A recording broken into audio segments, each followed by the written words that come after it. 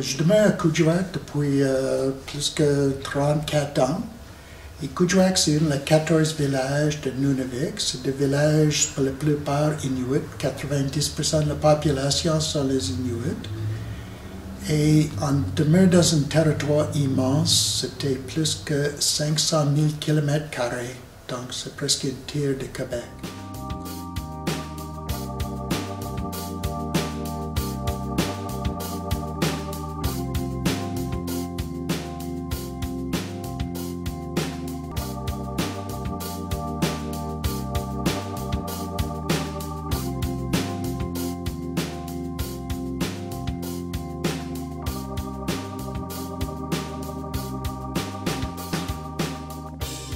Nunavik, on demeure proche de l'environnement. Les températures jusqu'au milieu des années 90 étaient plus froides que normal. Je parle d'une période de plusieurs dizaines d'années. C'était plus froid dans l'Arctique Est. C'est à cause de plusieurs phénomènes. Mais au milieu des années 90, c'est changé radicalement. Et on savait parce qu'on a regardé les météos, le climat à l'ouest canadien, et on sait que ça s'en vient de changement. Dans le village, ils envoient beaucoup de choses. Les saisons de glace et neige, c'est moins long. Ça, c'est tout évident. C'était les saisons de glace qui commencent bien plus tard qu'avant. Donc ça, c'est un changement radical. On ne peut pas traverser la rivière ou des communautés à côté de la baie. On ne peut pas voyager sur la glace. Il n'y a pas de glace.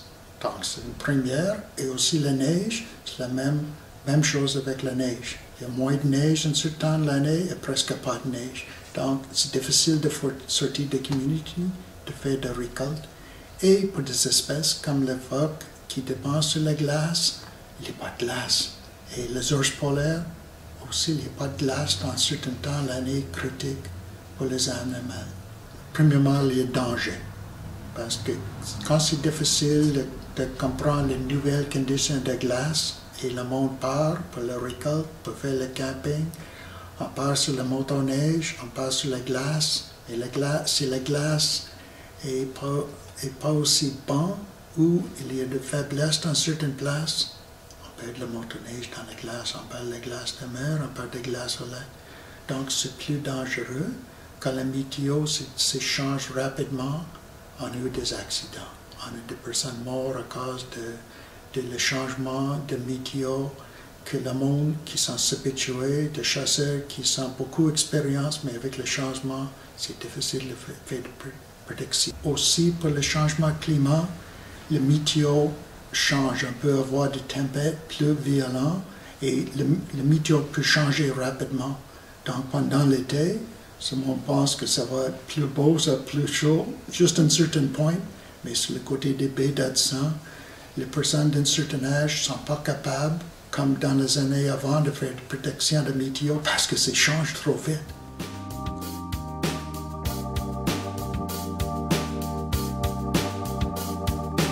En termes de végétation, nous sommes à Kuujjuaq sur la ligne des arbres, les autres villages, les pas d'arbres. Et on commence à voir la végétation pousse bien plus. Et donc, ça fait un changement sur l'habitat. Ça peut être bon, ça peut être certainement moins bon pour certaines espèces. Donc, il y a certains prédateurs, et les ours noirs, on voit dans certaines communautés, où on n'a jamais vu un ours noir, on voit les ours noirs. On voit les oiseaux, les insectes qui ne sont pas normaux. Parce que c'est plus chaud, les autres espèces commencent à entrer en Nunavik. Donc, ça change tout l'environnement. Et c'est important d'avoir de bonne nourriture, les poissons, les phoques, les morses, les baleines, les caribous, les oiseaux. Mais quand les chasseurs ne peuvent pas avoir l'accès et les espèces sont changées à cause du climat, des populations moins de nourriture, moins de bonne nourriture. Donc, ça impacte la santé avec tous les autres changements dans la vie. Si on parle de poissons, les communautés dépendent beaucoup sur la récolte de poissons sur la pêche. L'homme chevalier, c'était le meilleur poisson pour manger, Anna. Mais c'est une espèce qui est fragile. Et quand il y a d'autres poissons, quand l'eau est plus chaude, quand il y a d'autres poissons qui rentrent, ça cause un changement pour l'homme chevalier et c'est difficile pour l'homme chevalier.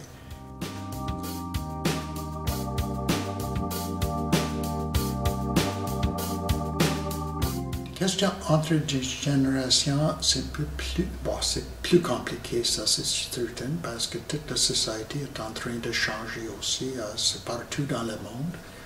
Mais quand on parle entre des personnes qui essaient de passer leur connaissance, on parle de 30 ans ou 40 ans, tout est changé avec le climat. Donc, les connaissances que la personne de cet âge a, c'est difficile de transmettre ça aux jeunes. Et parce que c'était la prédiction de choses comme la météo, de voir la terre, voir une glace, est-ce que c'est bon, est-ce qu'on peut passer là? C'est pas évident, tout est changé pour ça. Donc c'est difficile de passer cette connaissance. Les jeunes commencent à faut utiliser les systèmes de navigation différents maintenant parce qu'il faut trouver d'autres moyens d'adapter le changement climatique d'une personne d'un certain âge, d'autres générations, ils en parlent. Donc, je parle de choses, de téléphones satellites, on parle de le spot tracker, on parle de toutes sortes d'autres méthodes d'essayer de voyager en sécurité que la génération précédente n'a pas. Et ce n'était pas nécessaire pour l'autre génération parce qu'ils avaient, depuis des centaines d'années, ils avaient toute une autre façon de voyager à l'extérieur du village. À Nunavik, est-ce qu'il y a des monde qui ne croient pas dans le changement climatique? Je ne pense pas. C'était là, dans l'environnement. Les Inuits, plus que moi, sont au terrain, ils sont à l'extérieur, regardent tout autour, vivent à l'extérieur, et voient ça. Et donc, il n'y a pas de question, le change s'en vient, c'est rapide, même si c'est plus rapide qu'on peut imaginer.